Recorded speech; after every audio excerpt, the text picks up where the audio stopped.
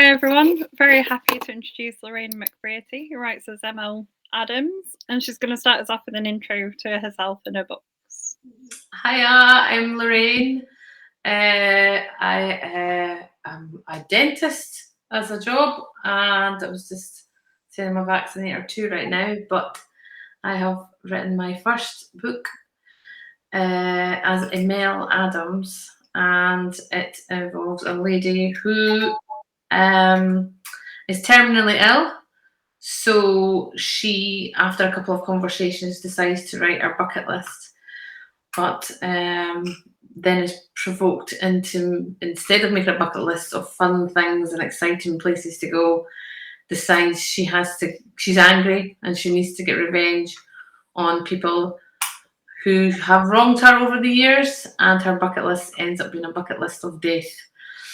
So she has a list of people she wants to go and deal with before she dies.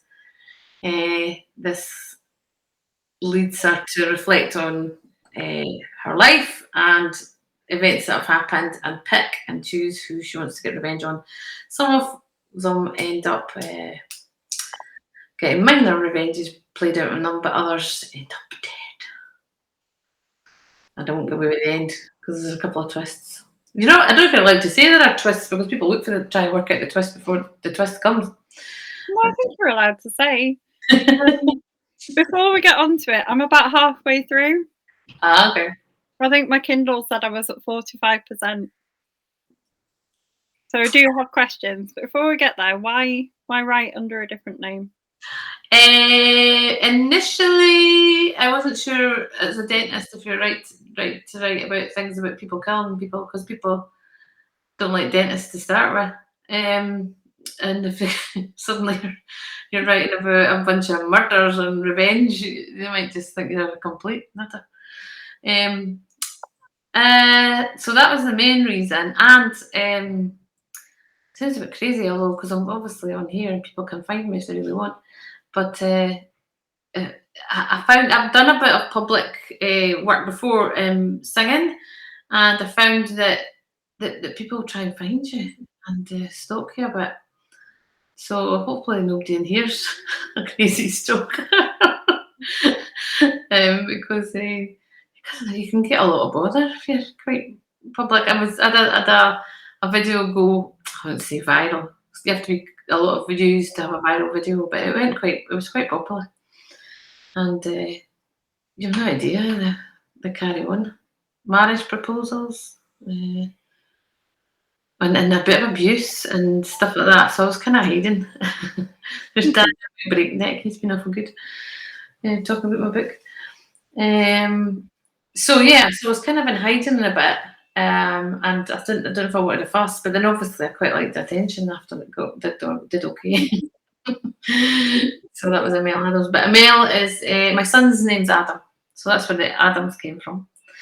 I met a lady who is an actress, and she told me her name was Emelle. And I thought, well, that's very nice. Is that French? She says, no, it's ML, letters ML, Mary Louise.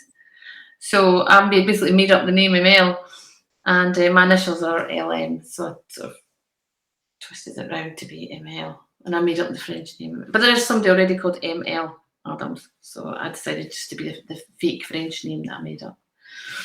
So that's a convoluted way of answering that, but that's why I'm called that. I thought you were going to tell me like a story about dentists like not being on social media or something. Well, I don't. Yeah, well, I know we're meant to be very careful on social media, but I'm sometimes not the best at that. I mean, as long as you don't misbehave, as long as you're I don't know, not being like an abusive things on social media, I think you're okay to actually be a person on social media. Yeah, well, I mean, I do. I hide the majority of my social media, but had to unhide some of it to do these things. Yeah. You kind of have to. You can't go under the radar completely. Yeah, you've got to break some of your rules, haven't you? But I just don't tell people about some of the stuff. Yeah, exactly. It's hard to when I did the name, and then it's hard to promote it without people. Well, then I couldn't have done this interview unless I'd have stuck a wig on and dark glasses and pretending it wasn't me, but there's things in the background. Oh, well, there's that thing at Lorraine's house, So that became difficult, and then I got an interview in the local paper. So before we knew it, the whole of East Lothian knew who it was. But I don't think anybody much bothers. I didn't.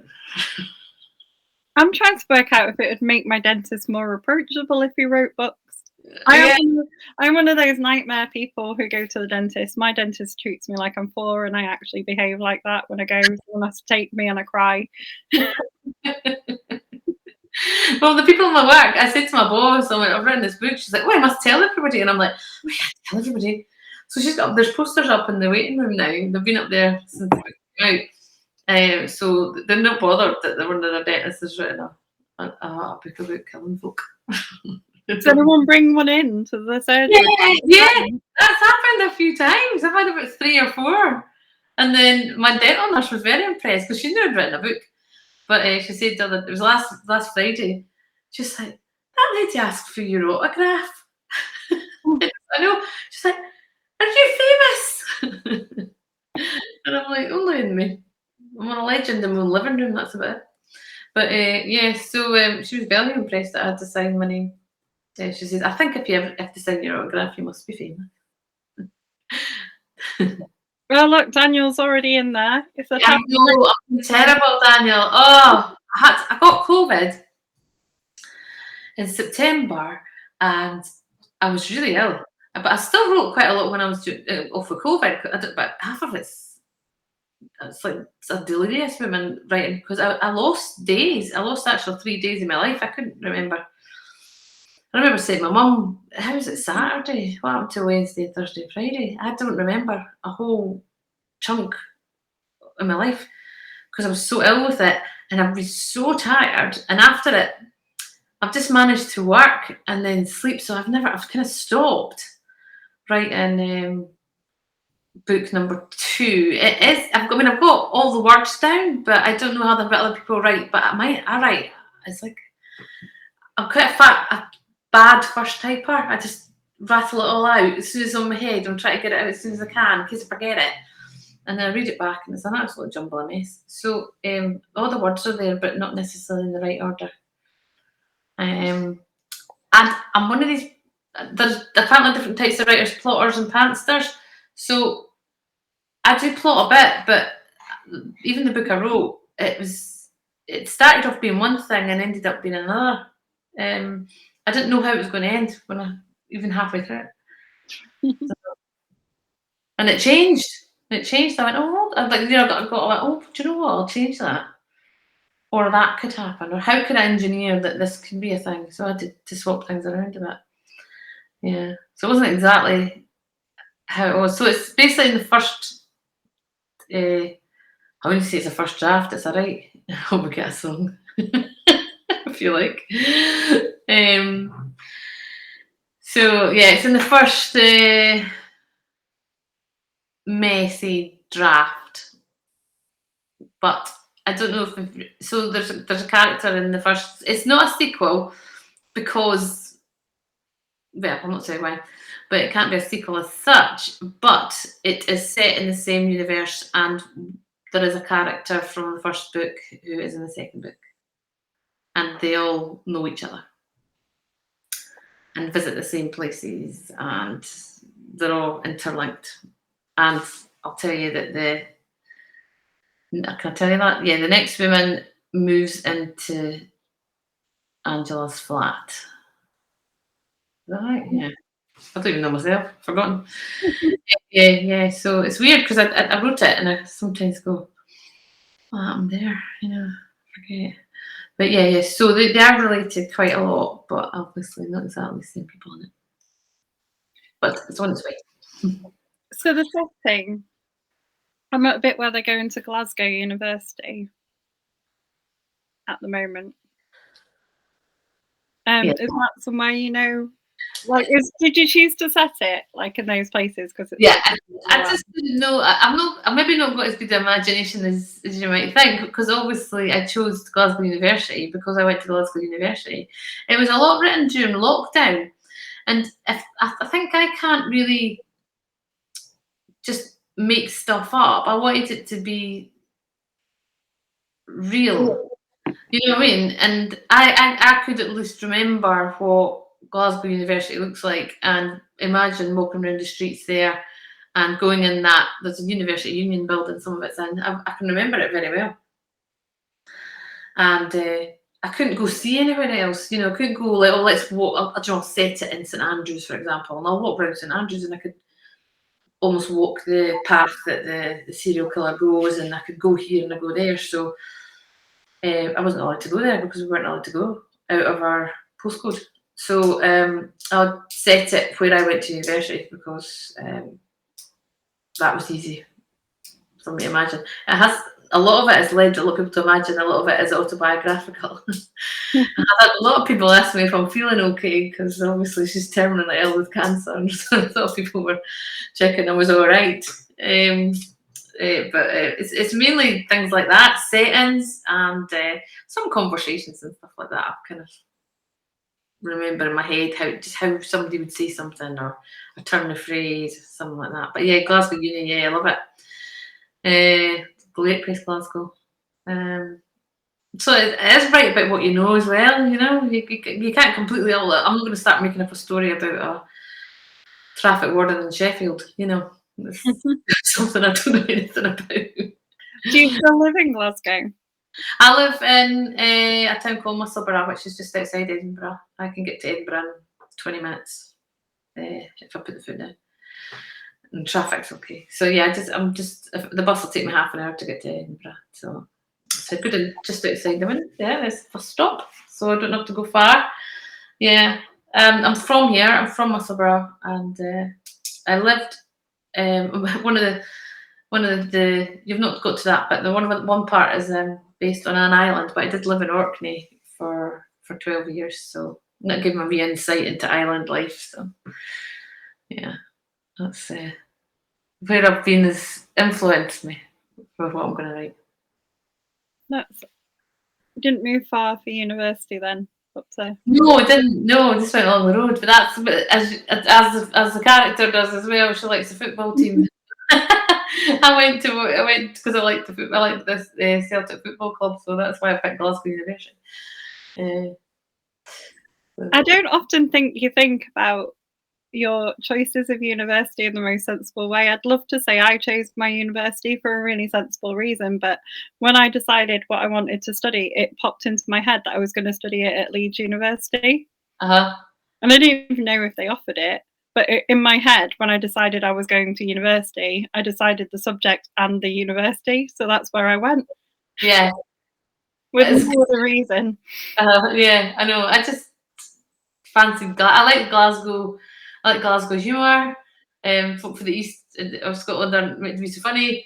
I like the Glasgow humour. I like the football team, and I just thought it'd be fun to go to Glasgow. I didn't want to stay in Edinburgh when I lived in Edinburgh. You need to go away to university, don't you? It must be. There were some people stayed at home. I'm like, what's the point of that? No, I know people who did that. I'm like, yeah, you need to move away, don't you? I think so. It's like a big learning curve, and it's good to get away. Yeah, grow up, have fun mainly though. I do feel sorry for the kids that were at university during lockdown. I mean, that's just a disaster, isn't it? But Glasgow time, it was good. I think they let some people go, didn't they? If they were studying things like medicine or dentistry, like you did. Yeah, although no, the dentists certainly in Scotland, the dental students in the final year had to resit. They've had to stay back, so there were no dentists qualified in 2020 because they couldn't see the patient to get. You're set. Can you imagine? You have to do so many fillings before you're allowed to out in the public, so supervised. So they couldn't qualify. So for a whole year there weren't any dentists qualified. Yeah. So that's good. So tell us a little bit about your singing. My singing? Well, a big pitch. Yeah, a huge ego. Let me move my head. Yes, a massive picture of me singing in the background. That's fine. Yeah, I've sung in bands and for I want to say 20 years. Yeah, probably 20 years. You've not got to that part, but that is also in the book that you're reading. So there's a band involved at one point. Yeah, so I've sung in bands, blues band originally, a rockabilly band. I had my hair done in the rockabilly quiff for a while. And then country, I did a Patsy Cline show at the Edinburgh Fringe. That's kind of my first public writing.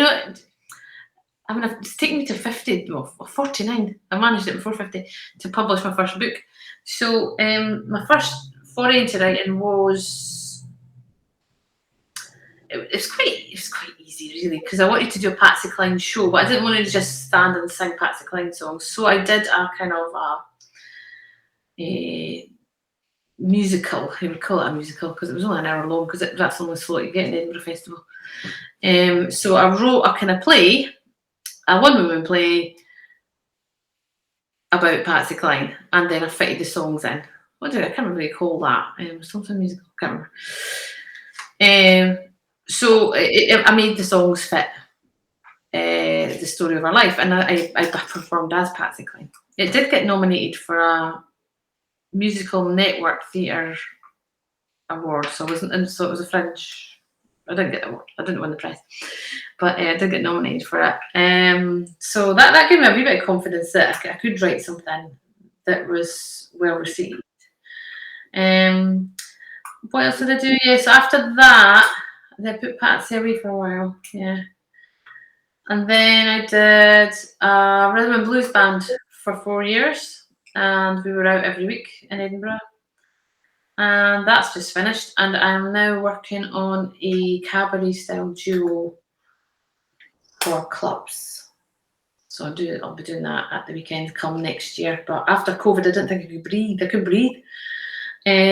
So I didn't think I could sing again, but it came back. Oh my God. But unfortunately, the tiredness is sort of, I'll be going to my bed after this. It's 8:30. So I've not been writing because I've been sleeping quite a lot. Although I'm not really sure how I'm going to manage to do gigs that start at 9 o'clock. I remember the PGs at 8:30. Yeah. So that's. What drew you into those styles of music? Because I feel like Patsy Cline and things isn't really your era of music. Yeah, I think that's my mum's influence. So she had all Patsy Cline records and Jim Reeves records, and my granny as well. They all liked all the old songs. Yeah, so I had quite a wide selection of music that I liked. 60s, 70s, 50s, 60s, 30s, 40s, 50s. Any type of music that I liked, because I would go through all my mum's records and play them. More than I would listen to the top 40, whatever it was. Yeah, so I liked kind of the old stuff. I feel like my dad is watching this, regretting things, because he loves all that style of music. I like punk concerts. Punk. Wait, I'm bizarre because I like I've been to see Rage Against the Machine, but I've also seen Chris Christopherson. It's quite bizarre. So I'm going to see a 60s night on Tuesdays. I live across the road from the theatre. So there's a 60s night, and PG Proby is going to be on. Did I don't know PG Proby? Do you know PG Proby? No. No. PG Proby is actually going to be across the road in Musselburgh on Tuesday night. There you go. So I like all the oldies. I'm excited that music and stuff is coming back, though. I think that's one of the things I really missed in lockdown. I love going to concerts and things, and we had festival tickets in 2020 that obviously didn't happen. Yeah. And they rolled over to this year, and it was just so much of a treat. Just like their lineup changed completely. It wasn't what we bought the tickets for, but it was just so nice to go to a live event that we didn't have. Well, Jerry Marsden was meant to be on as well, the bill, but of course in that time he passed away, so it's just so long and waiting for the concert to come round. And I've got Green Day tickets that I've been waiting for 2 years.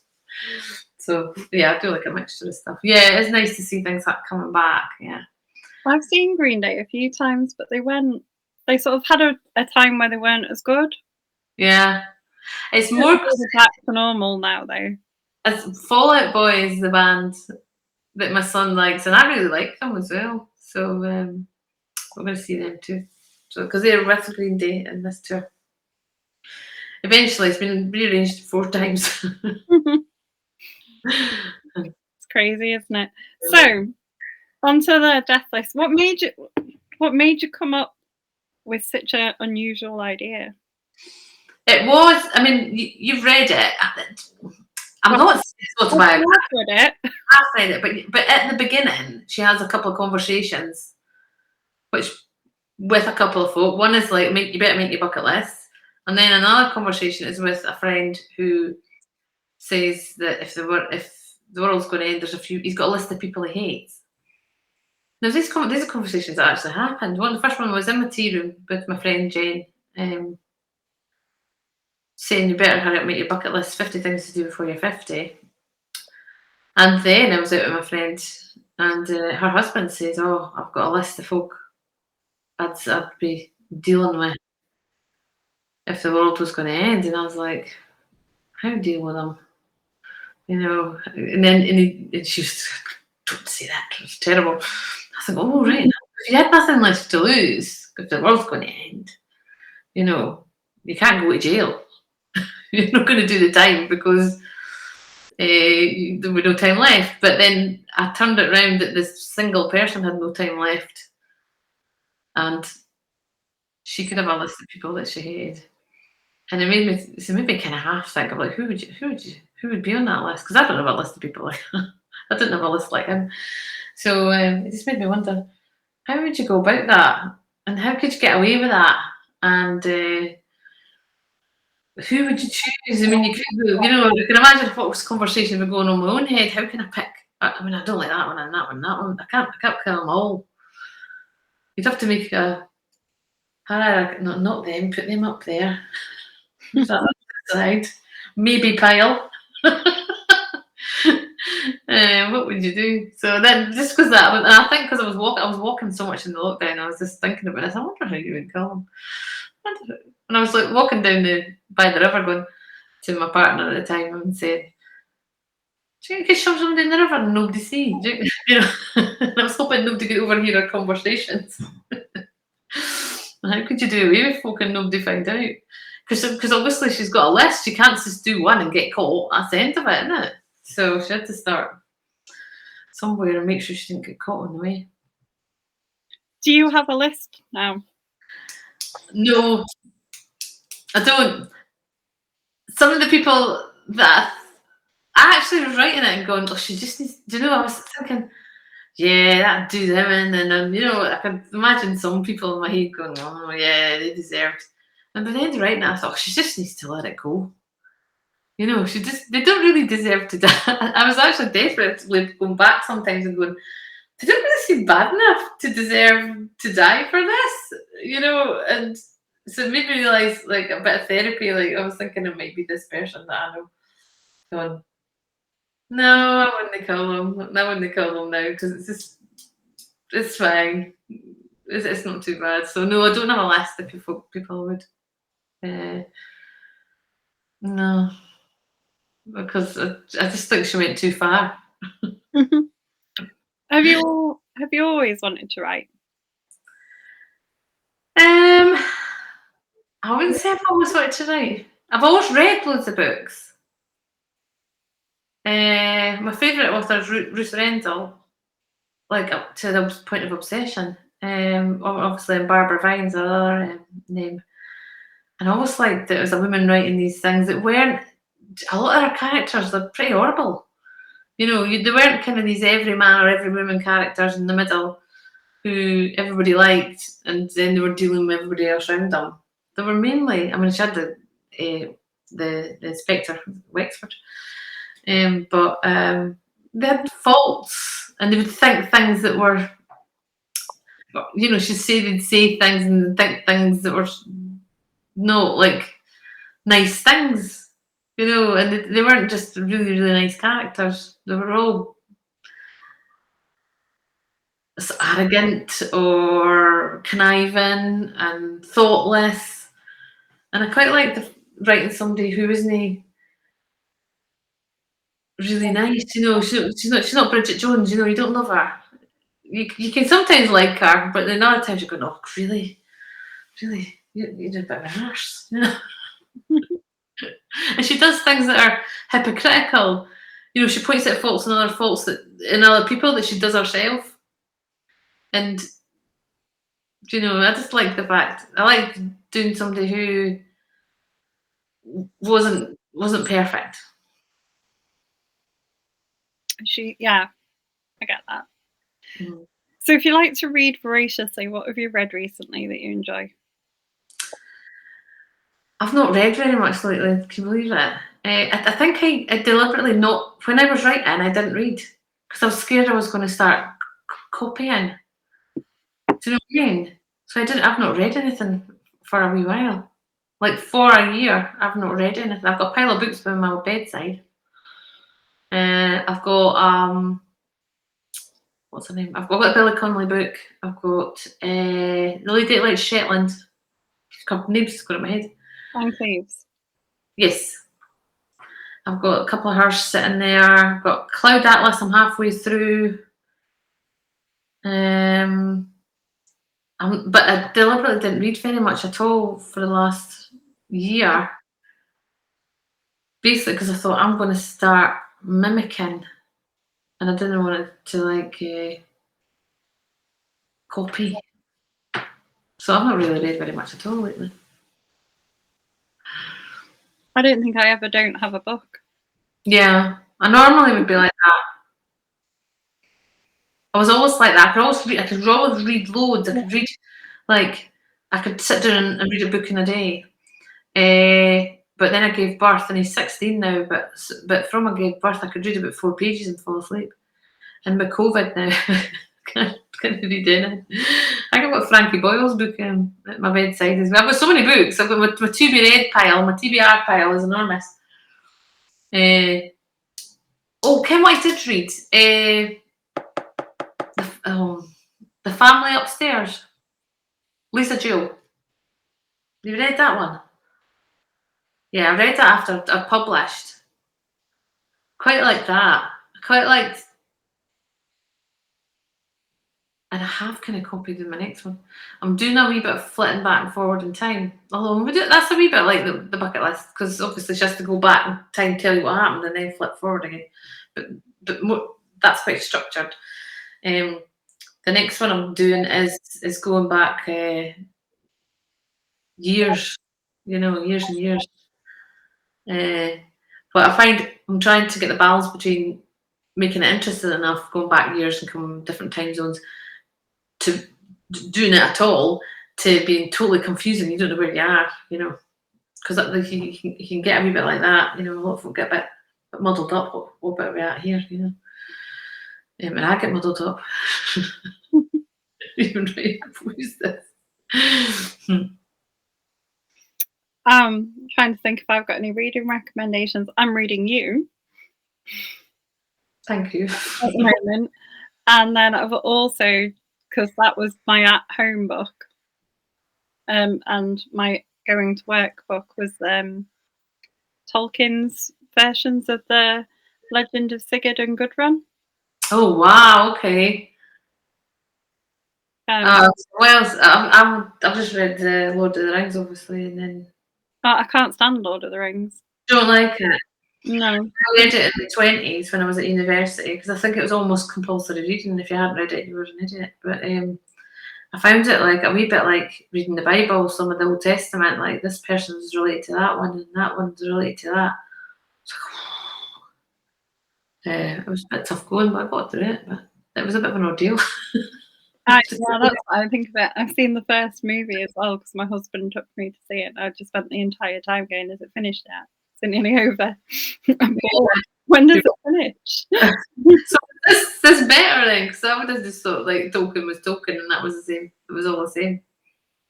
Is it better? No, well, he studied Old English and lectured in it, so you can find some of his translations Like, I read his translation of Sir Gawain and the Green Knight, Mhm. and that was really interesting because he obviously knows what he's talking about. And this one, it's not a translation, but it's his attempt at writing a version of it, but in the old poetic Edda style Mhm. that the Norse used. And it's quite, again, it's really interesting, but I think you have to, when he's doing something you studied, he's interesting, I think. Right. Okay. So you can do that. You can do. I do that as well. I've got like, because some people just type any book that they're reading, but I sometimes do that. You've got one for going to work, you've got one at home. I feel it's like you can watch 2 TV programs in a week. You know, you don't have to say I'm just only watching Coronation Street. Like I can turn the channel to Frankie Boyle, then I can go back to Cloud Atlas. Have you read Cloud Atlas? People say it's amazing. I'm plowing through it. I'm not plowing through it. I'm like kind of getting through it. I've tried it about 2 or 3 times. I really like David Mitchell. As an author, I've read a few of his things. I've read a couple of his fiction works, and I've read the things that he translated by the guy who had autism. Uh-huh. Because his son's autistic, isn't he?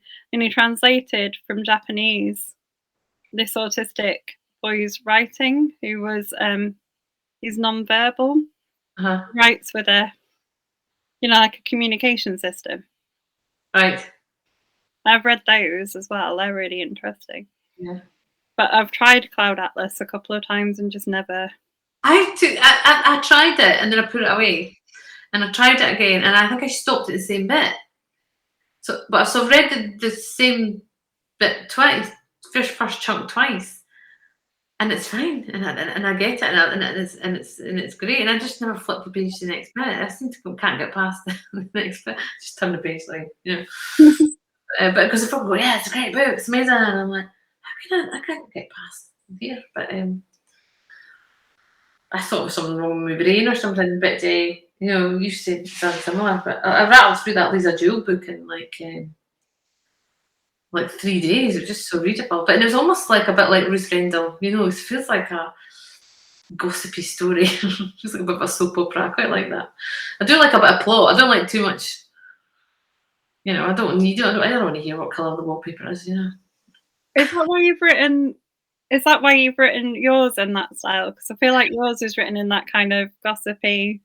Yeah, I think it's kind of yeah. I quite yeah. That's to me. That's what I like. I like as if you're reading somebody's innermost thoughts or their diary, and some of it is almost in diary form because she's got a wee notebook. You know, she's writing, and she sometimes writes in the present tense. I'm doing this, I'm doing that, I'm doing that, and then she'll go back and talk about what she's done in the past. So I quite like that.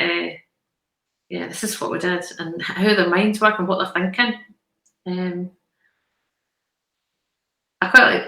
I not always like in the first person when I'm reading, but it's easier to tell what folk are thinking than you know. I think this and I think that. You know, and I'm feeling this.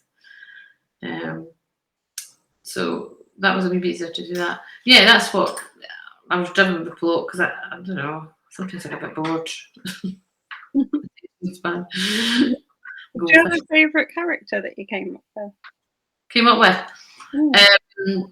Everybody's favourite character in the book is Preston, who is based on 4 gay men. It depends on, you know, it's gay men that I know, and he's just funny, and he is camp. And I was a bit wary, thinking, oh gosh, can I write a gay man? But it is based on real people, you know, and some of the things he says. You know, I've got a gay friend who comes up with ridiculous things. You know, he gets things muddled up, the names of things. So that's that part of his character based on one person who just he's got his own sayings. He turns sayings round the wrong way and stuff like that. And then I've got another gay friend who does a mean Dorothy Squires impersonation when he's drunk. So he is based on a real person. He has been very popular. He will be appearing in book number 2. That's giving someone away. He makes it to the end going. So he's in book number 2. How do your friends feel about having bits of them immortalized in your books? Um, I'm quite happy, yeah. Yeah, everybody's quite pleased. And like I said, the conversation at the beginning she has in the tea room is with Jill and Jen, and I do have 2 people I work with called Jill and Jen, and they're like, I'm a book, you know. I've another friend who is in it, but I changed their name. But she knows it's her, and her and her husband. So she knows it's her and her husband. So she's quite pleased with that. I'm trying to think who else knows. Yeah, one of the gay guys knows, and he knows it's his sayings. He's quite happy with that. Yeah, I'm trying to think of everybody else. Nobody else is anyone in particular, apart from conversations and stuff like that. I might go, well, I said that to you, you know. But I mean, well, I've had to take it from somewhere, you know, to fit the. I made that character say that, so yeah, everybody just seems all right. So what I want to know is how nice is Glasgow University Union, because you've got someone that gets married in it. Yeah, it's gorgeous. I Absolutely was gorgeous. reading it thinking of my student union, and I don't know that anyone would want to get married. Well, the other student union, because there's 2, there was a male one and a female. The female was hideous, just ghastly looking place. This is like, I don't know how old it is. Maybe a Victorian building. Several floors, stained glass windows, giant staircase. I don't know what bit you've got to. Giant staircase comes right up the middle of the entrance, and then over the right you've got a big massive kind of entrance area, and there's a fireplace, you know, a big Victorian fireplace. And they've got the names of everyone who's head of the union, Charles Kennedy, I don't know who he is, and Donald Dewar, and all the famous folk, and Lord Reith, and everybody, all the famous busts everywhere. And then you go through these massive double doors, and it's a great big hall, and the stained glass windows again over here. And then a massive library, and it's beautiful. It really is. It's absolutely gorgeous in the refectory. And higher up, trying to see if I can remember exactly. See, and then further up, there's another big land that you go round, and then back up the little stair again, and big landing again, and other rooms off it. Beautiful oak doors. Yes, stags' heads. You know, it's just like a big stately home-looking place, really. I think grand. Yeah, but the women's union, which is the other one, which actually I was more of a member of that because it had all the good bands, and that is like a 1970s Eastern European tower block. That's what that looks like. So you wouldn't want your wedding in that way. You'd have to make sure you get the right union building. That's what I was thinking, because I was imagining mine, and like where I went to uni, it's lovely, it's old, and there's lots of like those interesting architecture and beautiful places, like you said. But no, like we've got the oldest medical school outside of London. All right, And okay. it's still used for lectures, and that's lovely. It's got like towers and all sorts. It's not a medical school anymore, but it's still used for things. And but the university union is just old, and you know, like 60s, and Yeah. I think that's where not. Yeah. It had a helicopter pad built so the Who could play there, though. All right, I do. Yeah. Awesome. Well, part of it, I don't know if you got what bit you got to, but there are across the road from the University Union, there are quads, so it does look a bit Harry Pottery, right round there. So you go into it, and you go upstairs, and the squares of grass, and then there's in between them, there's all these arches holding up the rest of the building, and loads of people get their wedding photos taken in there because it just looks absolutely gorgeous. So it's very nice. I was desperate to. I don't know how I could get it done, but I went to the anatomy building in there, and there's a whole museum in the anatomy building just before you go through, because that's what all the dead bodies are. Cut them up, and there's like it's like a square room, and there's jars with all different body parts right around the whole wall, and I thought that's quite an exciting place set a murder, but I couldn't work out how did you get in there. And I didn't want anybody going, oh well, that must be you, because how did you get in there? And I was like, oh, can't fishes are down. So yeah, I think that'd be a good place to. It's a great place to set murder. You can persuade everyone to want to go and visit now. Have you ever been tempted to take photos of your locations and share them? Yeah, absolutely. I did a wee stroll around Glasgow, and kind of once I'd written everything, and to double check that I'd remembered things right. So I did a wee kind of tour around, and it was almost like visiting the scene of the crime. And I was like, I've said to my partner, time me, see how long it takes me to walk from this quad until we get to the building, the murder, whatever takes place. But not tell you, I don't know what bit you're at. So I was timing it, and I went, oh no, wait a minute, I remembered that wee bit wrong. I had to change something. I thought, oh, she can't nearly bump into so and so there. She has to hide against a wall, just turn against the wall. So I felt like I was acting it out and walking it out. So I took some photos, yeah. I've got some photos of the University Union, and the stained glass window becomes important. Well, not that important in it, but something I described, something I hadn't noticed once I went around. And I did a lot of, when I was coming up with the school at the beginning, I just described my primary school just because it was easy to.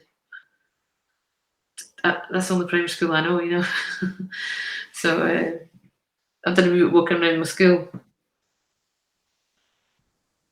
Did they let you go back and visit your school? No, I just stopped. I just crawled, just read about outside it, and like a weirdo. It was shut anyway because it was lockdown, so I was just creeping about the school playground like a nutter, because that's what the character does. She just goes for a wee walk around her old school, and I thought, well, best way to find out what would happen if you did that is to actually just take a wander around. And I got so far, and the gate was shut, so I wrote, well, the gate was shut, so I turned back around again, and I went round there, and I looked in the window, and she saw exactly what she saw, and it was kind of what I saw. So I just creeped about the school like a strange lady, but with a notepad. As she says, you can get away with a lot of things if you've got a notepad and pen, because you're working. I suppose if you said you're an author, you might get away with it as well. Yes, I'm just trying to look. I was walking down another place, and there was this woman in her garden going, "What are you doing?" I said, "I'm writing a book. I really am." And she just looked at me, "No, you're not. No, you're not." So 6 months later, I stuck a book through her letterbox and said, "Told you I was writing a book." So she got a free book.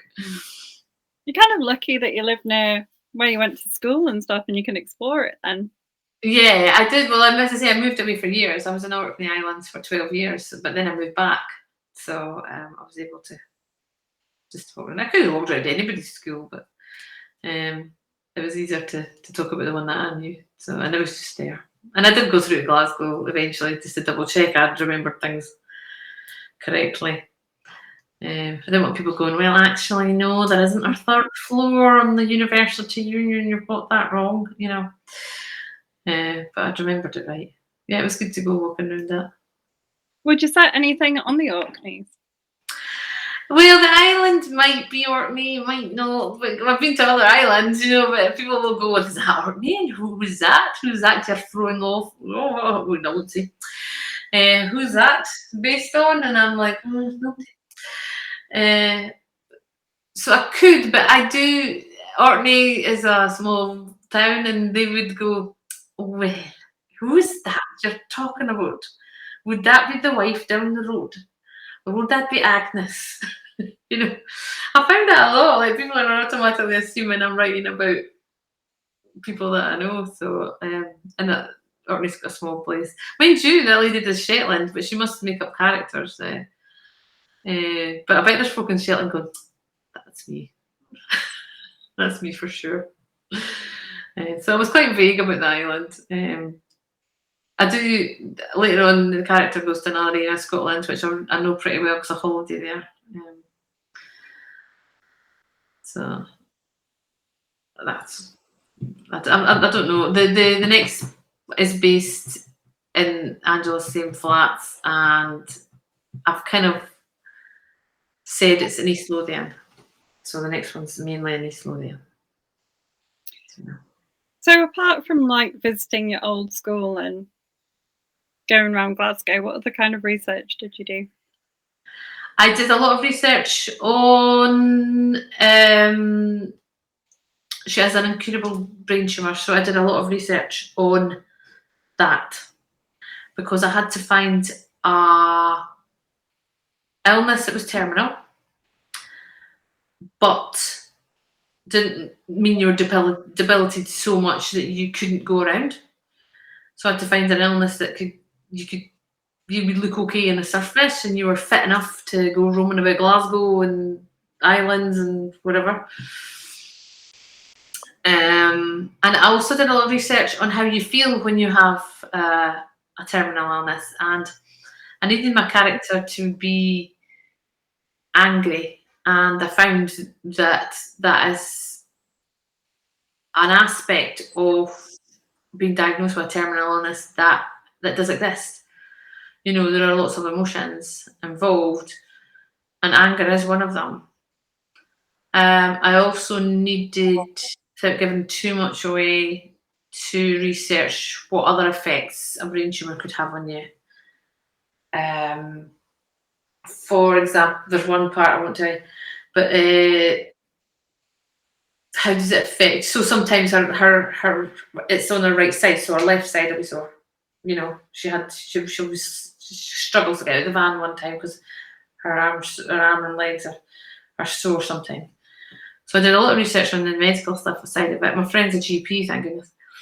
And so I said, is that likely for her to be able to do that? So there was a lot of research on that. There was a lot of research on or thought going into like how you have to be able to kill somebody. You know, how much damage do you need to do, and how easy is it?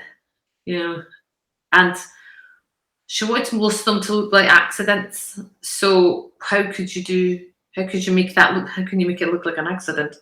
You know, so she can get away with it. Trying to think what other kind of research. That was the main stuff. The actual her illness and how it would affect her. So with the new one, are you going to go into anything like sort of more police procedures and? See, no, you see, I know because is this a crime book? I don't know because I don't know if it's a crime book. It's a crime because there are crimes committed, but there's no kind of. It's not who done it because we know who's doing it from the beginning, and it's. I don't want to tell you too much, but there's no solving of it. Nobody's wondering why. Nobody's trying to connect them and try. There's nobody. There's not another bunch of folk like a couple of detectives trailing about, and you know it doesn't flash. I toyed with that idea. Is there a duo of police officers? Because I don't know enough about police procedure. I don't, and I'm quite meticulous. I'm like I wouldn't like to be vague about that. You know, just what I've seen on the telly.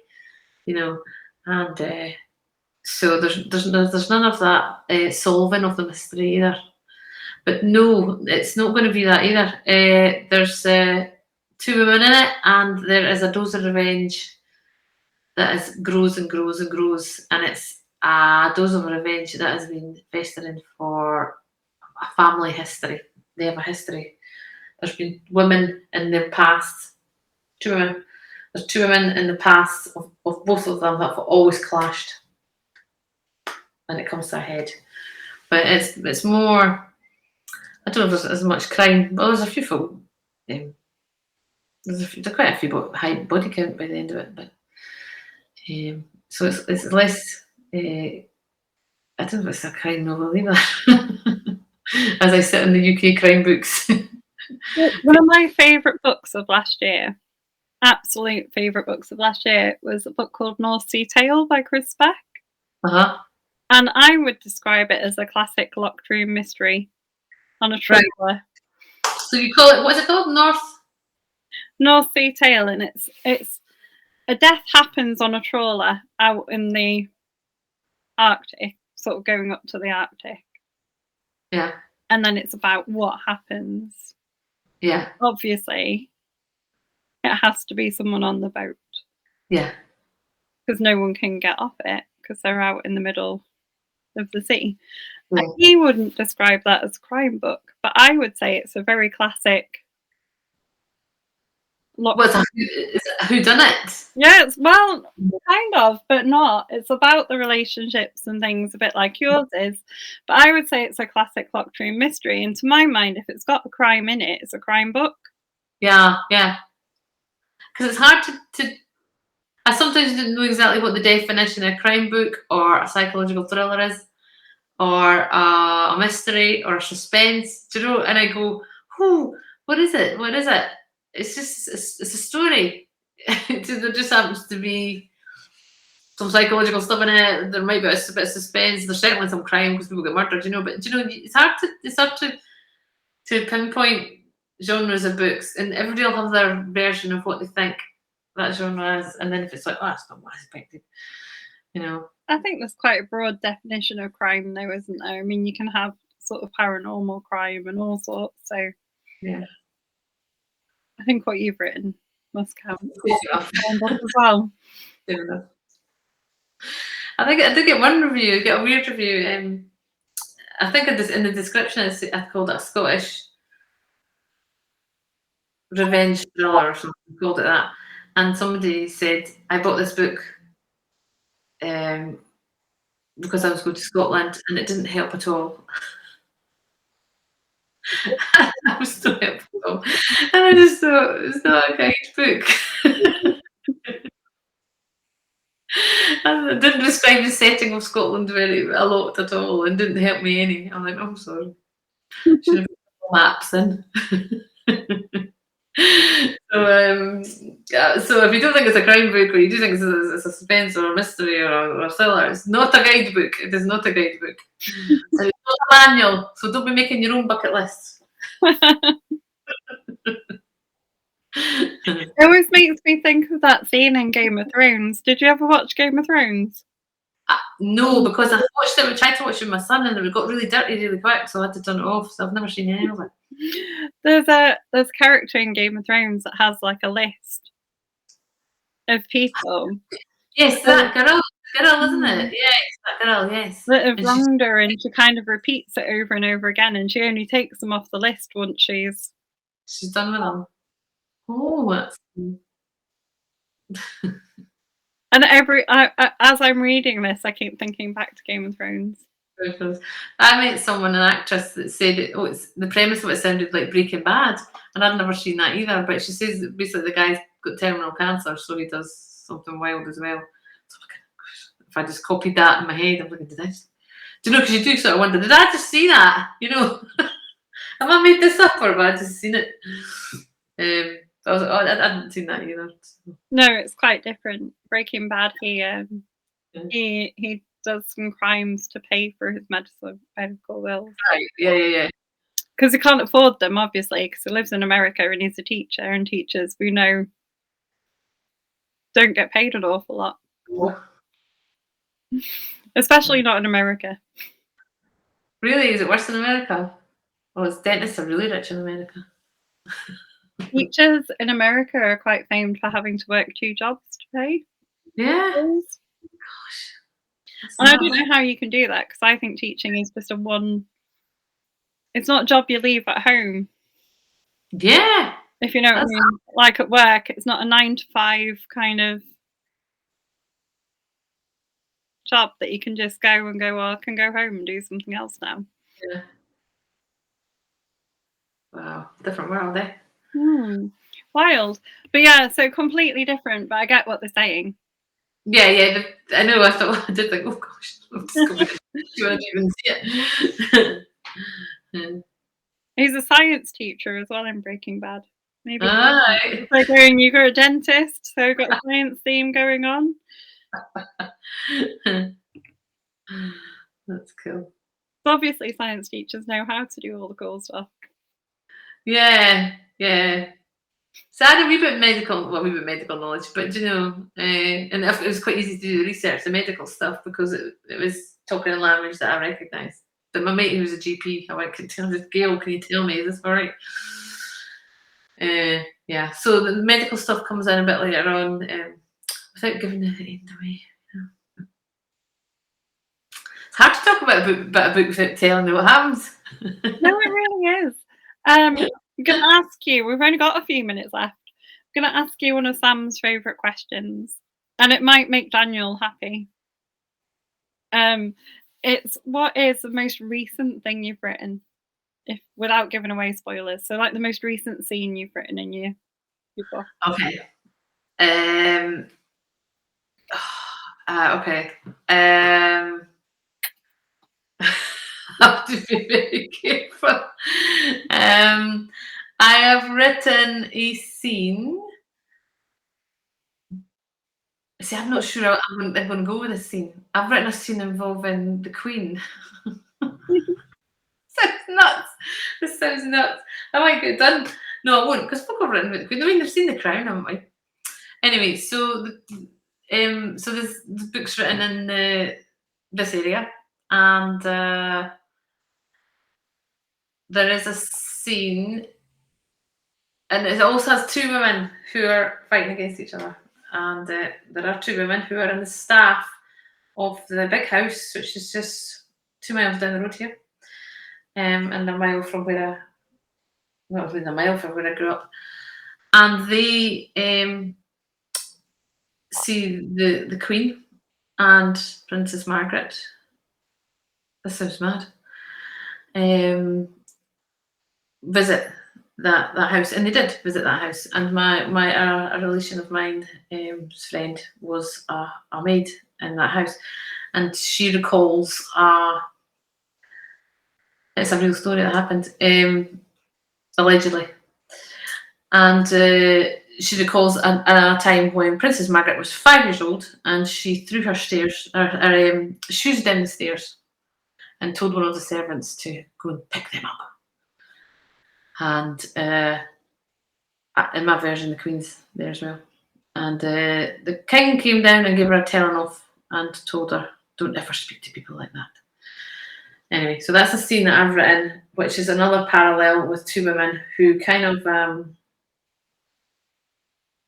not fight, you know what I mean, but don't always get on or are different personalities, and so it's a clash of two queens there. There's also a chess link.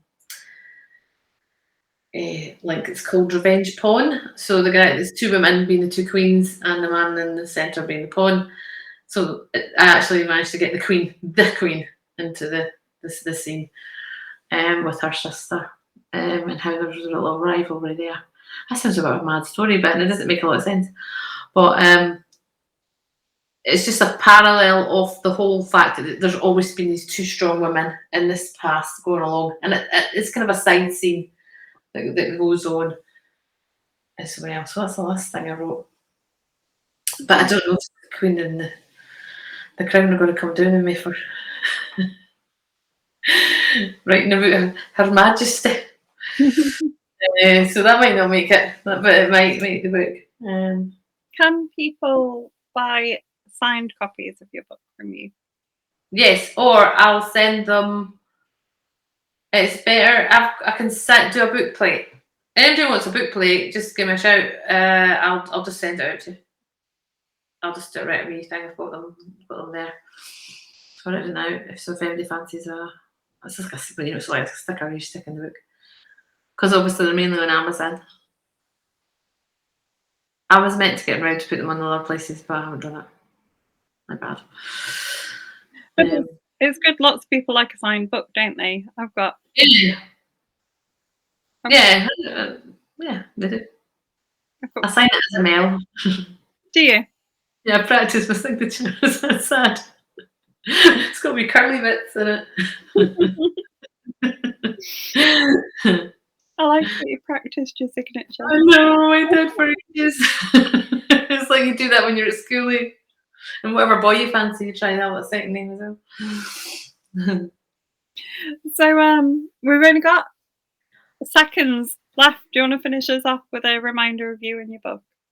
Okay, so I'm Lorraine. I am Emelle Adams. My book is called The Bucket List. It is a revenge thriller book about a woman with very little time left, and she has a list of people she is going to do in before she dies. There are a couple of twists at the end. Marvelous. And then all that's left to say is thanks for coming on. That's great. That's been great fun, actually. Watched the football tonight. Scotland won, and then I've had my nice wee chat with you. So that was great. There you go. What an evening. I know. So good, great. Winning it like.